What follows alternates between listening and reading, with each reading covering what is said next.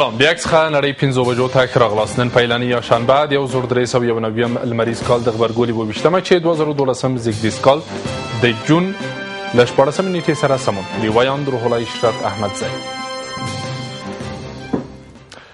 کابل نه یوازې دا چې د افغانستان پلازمینه ده بلکې دغه کار په هیواد کې د نشئی توکو د پیر او پلور او دغه راز دغه توکو د کارونې په مرکز بدل شوی دی د یک ټلویزیون یو څېړنیز رپورټ ښیي چې د یو کال په ترڅ کې په افغانستان کې په نشئی توکو د روږدو کسانو لګښت 1.9 میلیارډ او 500 میلیونه افغانۍ چې له 2 میلیارډ او 190 میلیونه ډالر سره برابر دی رسیږي په دغه رپورټ کې دغه راز ویل شوی چې په کابل کې په نشئی توکو د روږدو کسانو شمیر له 200,000 څخه زیات دی چې په کال کې څه باندې 18,000 کیلوګرام هیروین هم کاروي په دې اړه پام وکړئ زما د همکار تمیم حمید د څېړنیز رپورټ ژباړې ده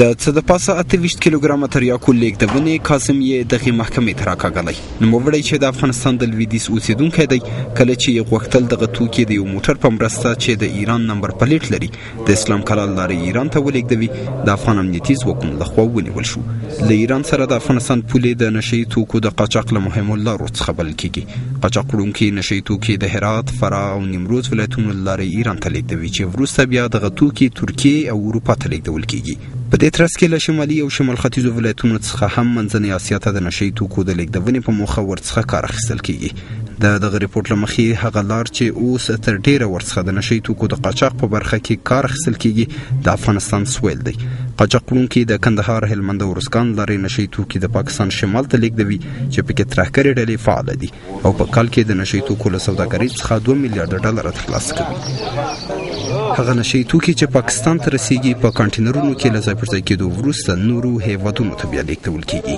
د همګړۍ په افغانستان کې د تولید شویو هر کیلو هیروینو بیه د اروپا په بازارونو کې تر 150,000 ډالرو پورې ده چې دغه پیسې په کال کې 70 میلیارډ ډالر ته رسیږي په دې ترڅ کې افغان قاچاقونکي په یو کال کې 2 میلیارډ او 400,000 او بزګران هم 1 میلیارډ او 400,000 ډالر ترلاسه کوي هغه 315,000 کیلوګرام هیروین چې په افغانستان کې تولیدېږي یوازې څه باندې 60,000 کیلوګرام یې په هیواد کې کارول کیږي او له هغو څخه یوازې څه باندې 18,000 کیلوګرام هیروین په کابل ښار کې مصرفي دا ټول په افغانستان کې د نشئی توکو د قاچاق په برخه کې د بانفوذه کسانو د ښکېلتیا ښکارندوی دی دا هغه څه دي چې هم افغان او هم بهرنیان پر دغه باور لري په دغه رپورټ کې ویل شوي چې دغه چارواکي هر کال 10 تنه چې نومونه یې د افغانستان او بهرنیو ادارو له لوري د لویو قاچاق وړونکو په توګه ثبت دي پیژني او د دوی د نیولو هڅه کوي دا هم د هغو څو کسانو نومونه چې ویل کېږي په سیمه کې له لویو قاچاق وړونکو څخه او په وروستیو میاشتو کې په بېلابېلو برخو کې نیول شوي دي د نیمروز ولایت له خاشرود ولسوالۍ څخه حاجي عیسی له هلمند څخه حاجي بهاءالدین له بدخشان څخه حاجي سرور له ننګرهار څخه حاجي غلام حضرت له بدخشان څخه حاجي امان الله افغان له کابل څخه حاجی بختاور. مثلا کسایی که شاید دستت بلند است یا قاچاق‌بایی بسیار کلان شما کسانی که در ایران هستین دستگیریشون بسیار مشکل است. یکی دلیلش است که اکثر یا در صحنه حضور ندارن، عملا در قاچاق دست ندارن و اکثر در کشور خارجی پاکستان و تاجیکستان یا دبی یا جای دیگه یا ایران یا جای دیگه زندگی میکنن.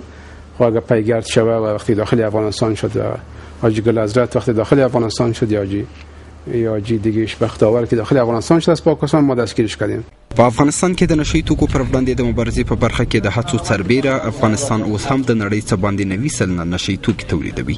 هغه نړۍ چې پکې څه باندې 210 میلیونه کسان په بیلابیلو نشئی توکو روږدي دي چې له هغو څخه 26 میلیونه یې پر هیروین روږدي دي چې 14 میلیونه یې په اروپایي، افریقایي، امریکایي او 10 میلیونه نور یې د سیمې په هیوادونو کې دي.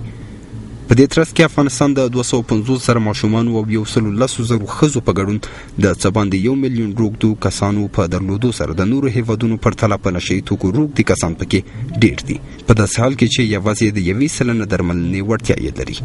په دغه ریپورت کې موږ د پایلې ته رسیدلی وو چې په افغانستان کې په یوه ورځ کې پر نشئی توکو د روږدي کس د درملنې لګښت 300 افغانۍ چې $6 او د 1 میلیون روږدو کسانو درملنه 300 میلیون افغانۍ چې $6 میلیون سره برابر ده جوړیږي. په افغانستان کې پر نشئی توکو روږدي کسان په کال کې څه باندې 2 میلیارډ او 190 میلیونه ډالر لګښت لري. په دې ترڅ کې کابل د 220,000 روږدو کسانو په لرلو سره د نشئی توکو د پیر او پلور او کارونې پر مرکز بدل شوی. څرنګه چې د یوې ورځې په ترڅ کې په دغه ښار کې 50 کیلوګرام هیروین، 300 کیلوګرام تریاک او 500 کیلوګرام چرس پلورل کیږي. دمګړی کابل داسې ښار بلل کېږي چې پکې د نشي توکو د کارونې کچه زیاته شوې او هم قاچاق وړونکي له کابل څخه ګاونډیو ولایتونو ته د یوې لارې په توګه ګټنه کوي. د کابل ښار دغه پخوانی کوڅې تر ډیره د نشي توکو پر بازار بدل شوې دي. په دغه کوڅو کې د نشي توکو لاس پلوري په آزاده توګه نشي توکي پلوري. دا هم هغه تنکي ځوان چې په ظاهره غواړي نشي توکي هغو روږدو کسانو ته ورسوي چې په دغه کوڅو کې پټ دي. داسې ښکاري چې دغه لاس پلوري ځوان په دې پوه شوی چې موږ هغه څارو، نوموړی نور نه ځي. په کابل کې پر نشي توکو روږدي کسان هڅه کوي څو له هرې لارې چې وي پیسې ترلاسه او نشي توکي پرې واخلي. ټول شاولات هر طوری مثلا دوزی چیز دروغ میگه، آهنی پاره جمع میکنه، مثلا یک جوانمرد پیدا میشه کمک میکنه. مرتضی پر نشي توکو د روږدو کسانو څخه یو دی چې په کابل ښار کې اوسېږي. نوموړی هره ورځ 3 تر 500 افغانیو پورې نشي توکي پیري. دغه ځوان چمتو کېږي څو موږ په کابل کې د نشي توکو د پلورلو مرکز ته بوځي، خو په دې شرط چې له لرې څخه یې تصویر واخلو، ځکه چې د مرتضی په وینا پلورونکي وسلې لري او کېدای شي چې ډزې راباندې وکړي. د دې غونډې پر سر هغه ځای دی چې مرتضی ورڅخه هره ورځ نشي توکي پیري. د مرتضی په وینا لاس پلوري د دغو ونو تر شا پټ دي، نو په داسې ځای کې د دغه پوځي موټر ګرځېدل کېدای شي د پوښتنې وړ وي.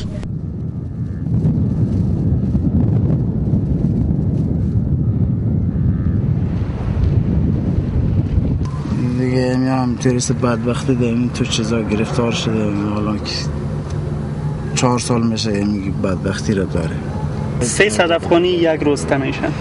300 افغانی داریم یک روز وام پرده میکنم اگه 300 خو په دغه ښار کې د نشي توکو د قاچاق وړونکو د نیولو او پیژندلو په برخه کې هڅې په کومه کچه کې دي.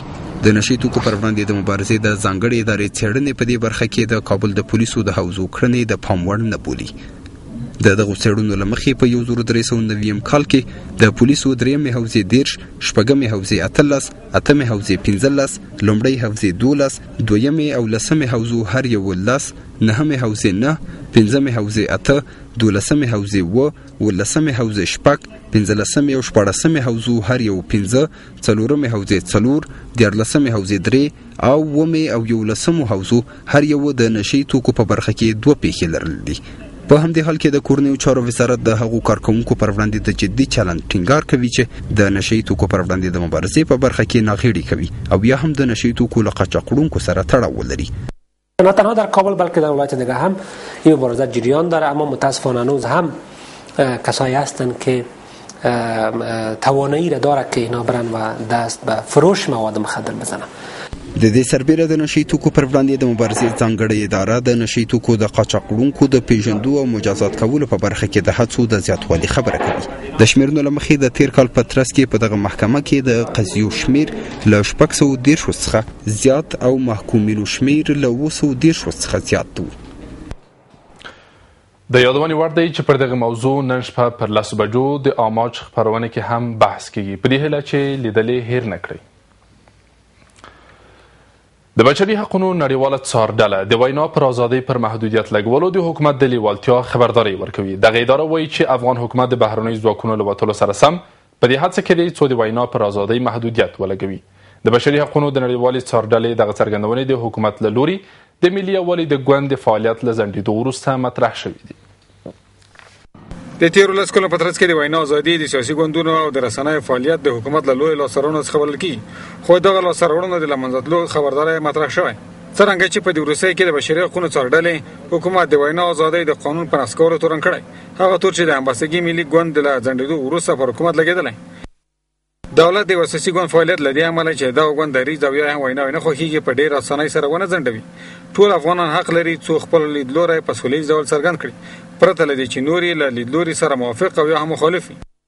په همدې حال کې د همبستګي ملي ګوند یو غړی وایي وروسته له هغې چې دغه ګوند د مجاهدینو د بریا د ورځې د لمانځغونډې په غبرګون کې لاریون وکړ، د عدلیې وزارت د دوی فعالیت وځنډاوه. په همدې حال کې د بشري حقوقو خپلواک کمیسیون په دې اړه وایي چون قانون اساسی افغانستان آزادی احزاب سیاسی و مشارکت مردم افغانستان در احزاب سیاسی و انجمنها حمایت کرده و او را تضمین کرده، به این خاطر هر گونه محدودیتی که برای فعالیت احزاب سیاسی در کشور بغیر از دلایل موجه و بسیار واضح قانونی به وجود می، این قابل نکایش است و قابل نگرانی هست. د ارګمنۍ د بشري حقوقو انحصار ډلې دغه څرګندونو په اړه د ناخبرۍ په خولو سره له موږ سره له خبرو ډډه وکړه. په همدې حال کې د لوی څارنوالۍ مرستیال رحمت الله نظري یک ټلویزیون ته وویل چې د افغانستان پارلمان دغه ګوند د همدغه لاریون له امله لوی څارنوالۍ ته معرفي کړی. هغه لاریون چې د پارلمان په وینا د همبستګي ملي ګوند د غوایي اومه او اتمه د افغانستان په تاریخ کې د تور ورځو په نوم د نومولو غوښتنه کړې وه.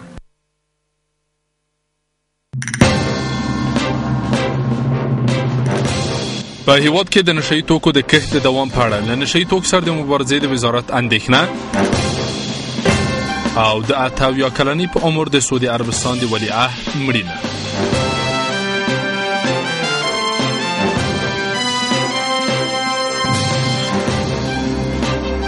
بیا هم نړۍ 5 بجو ته ښه راغلاست. د سولې عالی شورا د دولت له وسلوالو مخالفینو سره د سولې د تازه خبرو اترو د کړنلارې د جوړېدو خبر ورکوي. د دغه شورا مشر سره دی چې د دغه کړنلارې د جزئیات په اړه څه نه وایي، خو د افغانستان له ټولو خلکو غواړي چې د دولت له وسلوالو مخالفینو سره د سولې په کار کې مرسته وکړي. په همدې حال کې نوموړی د ځینو چړوټیو خبر هم ورکوي چې د خپله په وینا د سولې د خبرو اترو پر وړاندې دوام لري. د سولې د عالی شورا مشر چې د سولې د امید په نوم غونډه کې خبرې کولې، د سولې د پروسې د جوړولو برخه کې د ځینې کورنۍ او بهرنۍ کړۍ د چلوټۍ خبره وکړه. بل پلو نوموړي د افغانستان دولت د لوړپوړو چارواکو د زنجیرې وژنو د تورو له امله په کلکه نیوکه وکړه او هغه د سولې ضد کار وباله.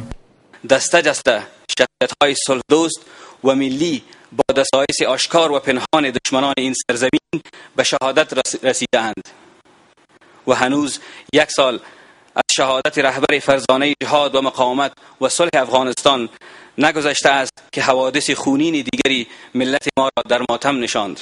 د سولې د عالی شورا مشر وایي چې په هیواد کې د سولهان باید د جګړې د ځای ونیسي او په دې برخه کې د سولې خبرو اترو په موخه د نوې تګلارې د جوړولو خبره کړې، خو په دې اړه یې له څه ویلو ډډه وکړه. شورای عالی صلح با استفاده از مکانیزمی که در آینده نزدیک از سوی این شورا ارائه خواهد شد از تمام اقشار و نهادهای کشور و بخصوص خانم‌ها می‌خواهد که با شورای عالی صلح همکاری نمایند. د سولې د عالی شورا د مشر خبرې په داسې حال کې دي چې د شنونکو باور د استاد برهان الدین رباني له ترور کېدو وروسته د سولې په کار کې دغه شورا غونډه کمه شوې او دغه شورا نوی مشر په دې نه توانېدلی چې د دولت له وسلوال مخالفینو سره د سولې بهیر ګړندی کړي. له نشئی توکو سره د مبارزې وزارت په هیواد کې د نشئی توکو د کښت دوام د اندېښنې وړ بولي او له دیني علماو غواړي څو خلک د دغو توکو د زیان په اړه پوه کړي. په همدې حال کې دیني عالمان د مخدره توکو د لوی قاچاقړونکو شتون د شرعي قانون نه پلي کېدل په نړیوالو بازارونو کې دغو توکو د اړتیا شتون له مخدره توکو سره د مبارزې د ناکامۍ لامل بولي. په داسې حال کې چې د نشئی توکو پر وړاندې مبارزه په افغانستان کې د نړیوالې ټولنې له موخو څخه ده، اوس هم په هیواد کې د کوکنارو کښت یوه جدي ننګونه ده. له نشئی توکو سره د مبارزې وزیر زرار احمد مقبل چې د دیني عالمانو په غونډه کې خبرې کولې، له نشئی توکو سره د مبارزې په برخه کې د نوموړو رول اغیزمن په ګوته کړ او له هغو څخه یې وغوښتل څو په دغه برخه کې جدي مرسته وکړي. اگر واقعا نقش علما در مبارزه با مواد مخدر تعقیب شود، بدون شک ما ضرورت نداریم که بریم تخریب مزارع کوکنار کنیم. په همدې حال کې دیني عالمان او د ولسي جرګې یو شمېر غړو د قانون نه رعایت، وزګارتیا، د نشئی توکو د قاچاق وړونکو زیاتوالی په هیواد کې د کوکنارو د کښت لاملونه په ګوته کوي. رشد جرم کمک کرده است عدم اجرای قوانین اسلامی در مورد مجرمین بوده است از سوی نهادهای عدلی و قضایی.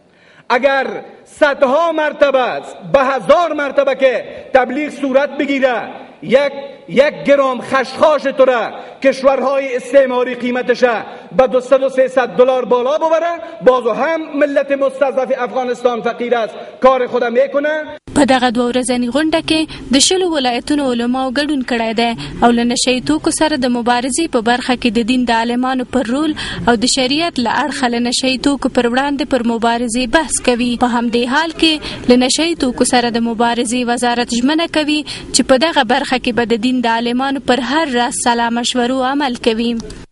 افغان حکومت د ځینو نادولتي بنسټونو یا انجوګانو له کړنو راضي نه دی. د اقتصاد وزیر وایي چې دغه ادارې دولت ته په بشپړ روڼوالي سره رپورټ نه ورکوي. عبدالهادي ارغندیوال یک ټلویزیون سره د یوې ځانګړې مرکې په ترڅ کې ویلي دي چې د روان کال له پیله تر اوسه 7 د نادولتي ادارو له همدې امله تړل شوي دي. په افغانستان کې د بیارغونې او ودانیزو پروژو ډیری کارونه د غیر دولتي ټولنو یا انجوګانو له لوري پر مخ بیول کیږي، خو د اقتصاد وزارت د دوی د کار د څرنګوالي باندې نیوکه کوي. د اقتصاد د وزیر په باور هغه پیسې چې د غیر دولتي ادارو او مرسته کوونکو هیوادونو له لوري د ودانیزو او بیارغونې په برخه کې مصرفيږي ګټورې نه بولي. د ځلنه نه اسی چې مازل غواړي چې انجوګانی باید په هغه طریقې سره کار وکړي، په هغه طریقې سره راځي ډیر نه، خو ځینې انجوګانی دي چې د هغوی رول دومره مثبت ارزیابي شوی نه ده چې موږ هغوی سره کار کوو. د اقتصاد وزیر د دغو ټولنو څخه غواړي چې د خپلو کارونو په اړه دولت ته معلومات او رپورټ ورکړي، او که چیرې رپورټ ورنه کړي د فعالیت جواز به له دوی څخه واخیستل شي. مالی راپورونه کې چې دوی څه غلطي وي یا د فعالیت راپورونه کې څه غلطي مشکلات وي موږ هغوی راغواړو. د میاشتنۍ پروګرامونه دي چې موږ خلک راغواړو، انجوګانې راغواړو، هغوی سره خبرې کوو، په غلطیګانو باندې متوجه کوو او د هغوی اصلاح په راتلونکي میاشت کې حتما ورنه غواړو. د اقتصاد د وزیر په وینا اوس مهال 1602 غیر دولتي بهرنۍ او کورنۍ ټولنې د بیارغونې او ودانیزو په برخه کې په افغانستان کې فعالیت لري. د دولتي چارواکو په باور د ټیټ کیفیت لامل یو شمېر ودانیزې پروژې د دې پروژو څو برخې کېدل د دې غیر دولتي ټولنو له لوري څخه دي. د سعودي عربستان ولی عهد امیر نایف د 78 کلنې په عمر له دې نړۍ سترګې پټې کړې. امیر نایف د سعودي عربستان د پادشاه ملک عبدالله ورور و او د 30 کلونو لپاره د دغه هیواد د کورنیو چارو وزیر و. د سعودي عربستان کورنیو رسنیو ویلي دي چې نایف له دې هیواده بهر له نړۍ سترګې پټې کړې دي. امیر نایف د اکتوبر په میاشت کې د سلطان عبدالعزیز له مړینې وروسته د عربستان د نوي ولی عهد په توګه معرفي شو. ډنمارک له 2014 کال وروسته هم له افغانستان سره خپلې مرستې ته دوام ورکوي. په افغانستان کې د ډنمارک سفیر وایي هیواد یې تر اوسه له افغانستان سره څه باندې 900 میلیونه ډالر مرسته کړې ده چې له دې ډلې څخه 150 میلیونه د پوهنې په برخه کې لګول شوي دي. په همدې حال کې د پوهنې وزارت په کابل ښار کې د ښوونځیو د 80 ودانیزو پروژو خبر ورکوي. د زلیخا لیسې ودانۍ د 14 درسي خونو درلودونکې ده. د 50,000 زده کوونکو د زایدو سره ګټنې ته وسپارل شوه.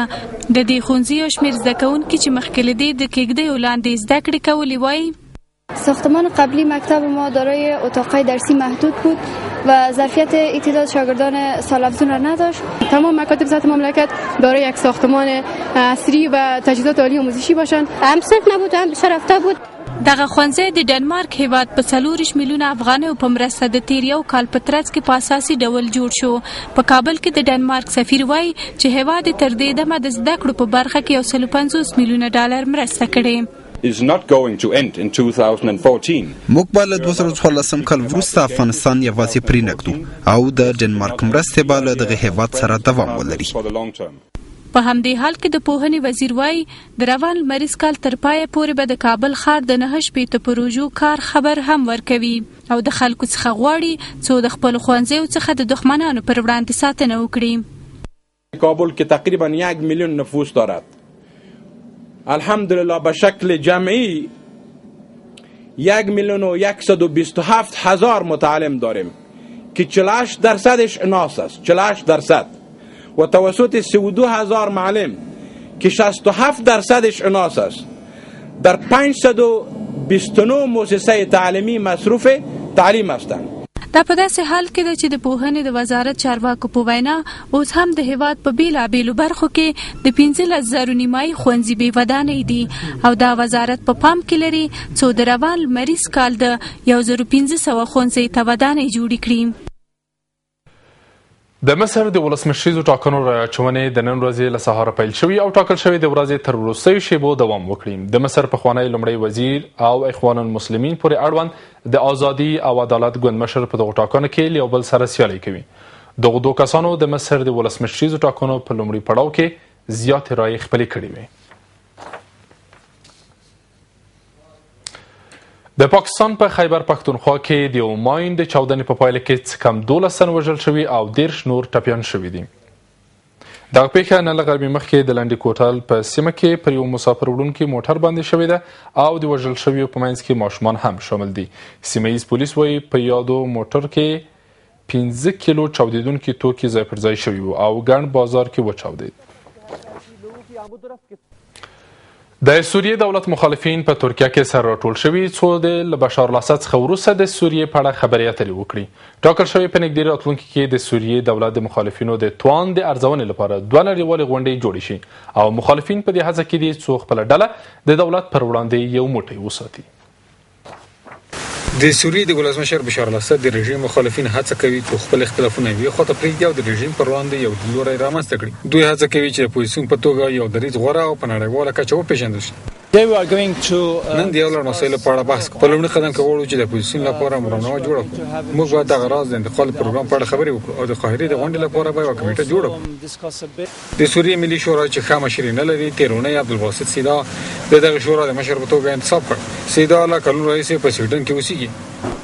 زموږ د غونډې مهمه برخه دا ده چې څرنګه کولی شو د جوړښت لپاره یو ځای کار وکړو. ظاهرا ځینې کسان چې د مخالفینو په نننۍ غونډه کې ګډون لري د ملي شورا غړي نه دي. نو له دې امله د دوی ځینې غواړي چې له دغه شورا سره یو ځای شي او موږ باید په دې اړه بحث وکړو. په دې وروستیو کې په سوریه کې تاوتریخوالی زیات شوی چې دولتي ځواکونو د دولتي ملیشو په خوا کې د مخالفینو د له منځه وړلو په موخه پراخ یرغل پیل کړی. دغه یرغل د ملګرو ملتونو او عربي ټولنې د ځانګړي استازي د سولې پروګرام هم تر اغېز لاندې راوستی. بل پلو اروپایي ټولنې د ننداریزې کړنې په ترڅ کې سوریې ته د ښو توکو صادرول بند کړي. دغه ټولنه وایي چې دغه بندیز اصلي موخه بشار الاسد او د نوموړي مېرمن ده. له تاسو درنو لیدونکو او له خپلو ټول تخنیکي ملګرو څخه په مننې سره دا ونړۍ 5 بجې ښاد او بریالي اوسئ.